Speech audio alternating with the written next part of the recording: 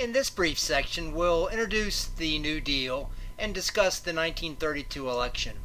The New Deal was the name given by President Franklin Delano Roosevelt to his program of government activism, which was, of course, designed to encourage economic recovery from the Great Depression.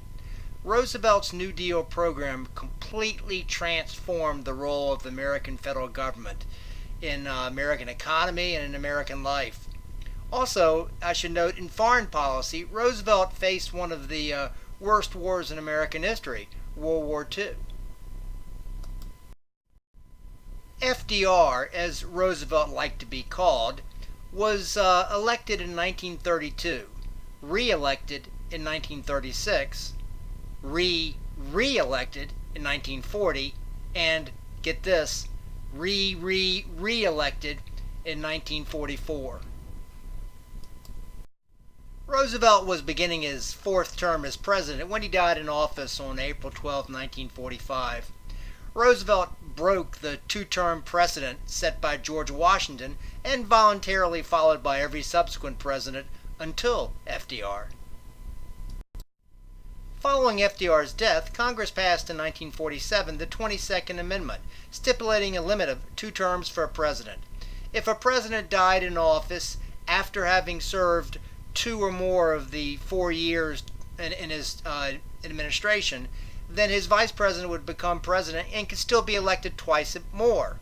If, however, the president died in the first 2 years of his administration, that vice president would become president but could only be elected once more. The 22nd Amendment, by the way, was ratified in 1951. As such, FDR was the only president to be elected more than 2 terms and will forever be the only president elected more than 2 terms, barring the country getting rid of the 22nd Amendment. And what a 12-year period he had. It was the Great Depression, the worst economic downturn, and World War II, one of the worst wars in the nation's history. Quite a momentous period in the Oval Office. Historians today usually rank FDR as one of the nation's great presidents, up there with Lincoln and Washington and Thomas Jefferson, as can be seen in here on this slide.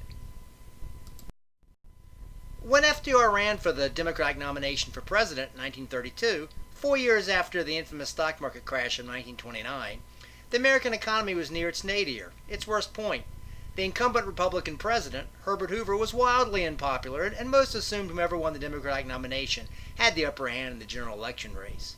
In the race for the Democratic nomination was former New York Governor Al Smith, and also the Speaker of the House, John Nance Garner from Texas.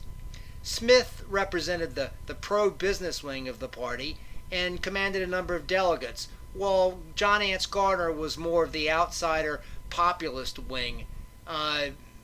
FDR had the most votes, but when no one won the required supermajority on the first couple of ballots, FDR's campaign convinced the California delegation to support him. It then arranged that if Garner did not win the nomination, his name would be placed in the running for FDR's vice president.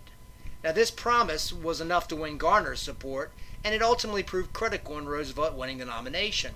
Garner, by the way, after winning the election, complained about the vice presidency. He famously said, "The vice presidency isn't worth a warm bucket of spit." During the Democratic convention, the band played the song "Anchors Aweigh," which was intended to be a nod to Franklin Roosevelt's 8 years in the Navy Department. "That sounds like a funeral march," remarked one delegate from the Bronx, Ed Flynn. "Why not play something peppy, something snappy, like the song Happy Days Are Here Again?" The band at the convention played Happy Days Are Here Again, and from there on, that song sort of became Roosevelt's unofficial campaign anthem. It was played at all of his rallies. In the general election against the incumbent Hoover, Roosevelt had many advantages. Issues like Catholicism and the Ku Klux Klan, which had divided the Democratic Party during the 1920s, faded in the glare of the economic hardship. Most people blamed Hoover for the Depression, and Hoover had refused more direct federal assistance and been hurt by much of the the World War I veterans demanding their pensions, the infamous bonus march. Also, as a challenger, FDR could make the election about the incumbent's policies, and FDR wisely remained vague. He would avoid making enemies by doing so. He would promise only generally that the government would do all it could to solve the Depression. Well, undoubtedly, at this point, probably FDR had little exact idea what he would seek to implement. He simply promised the voters a new deal for the American people. No one actually knew what that meant other than a promise the government would help them. The slogan harkened back to his distant relative, the still popular Teddy Roosevelt, who had termed his policies the Square Deal. Franklin Roosevelt also benefited from his natural optimism. He always projected a happy, can-do, confident attitude, which I think the nation needed and welcomed. The result of the election was an incredible landslide. It was the first election since 1876 in which the Democratic candidate won a majority of the popular vote, and the first time since 1852 in which the Democrats secured a majority both in the popular vote and the Electoral College.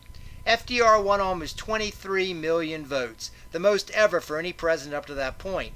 It constituted 57% of the popular vote.